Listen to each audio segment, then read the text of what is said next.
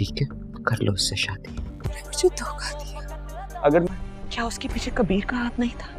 اس بار کھیل وہ کھیلا جائے گا جو کسی نے سوچا بھی نہیں ہوگا۔ اسما جب دیکھے گی کہ کبیر اور ریا کسی صورت بھی الگ ہونے کا نام ہی نہیں لے رہے تو وہ پھر اب ریا کے ساتھ ڈبل گیم کھیلے گی اور پھر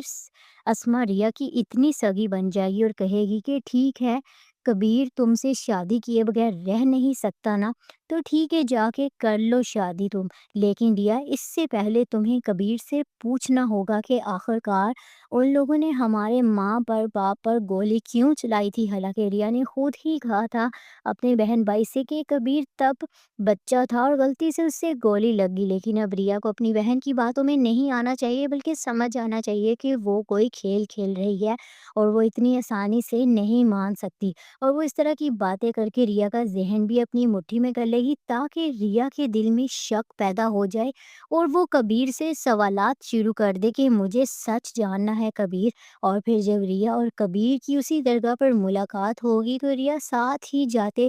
کبیر سے سوالات شروع کر دے گی کہ اتنے سال میں نے تمہارا انتظار کیا اور تم نے مجھے دھوکا کیوں دیا آخر۔ یہ بات سن کر کبیر کو بہت زیادہ غصہ آ جائے گا ریا پر، اور کبیر کہے گا کہ ریا تمہیں ہو کیا گیا ہے، میں اور تم اب ایک ہو تو گئے ہیں، اب تم اس طرح کے سوالات کیوں کر رہی ہو۔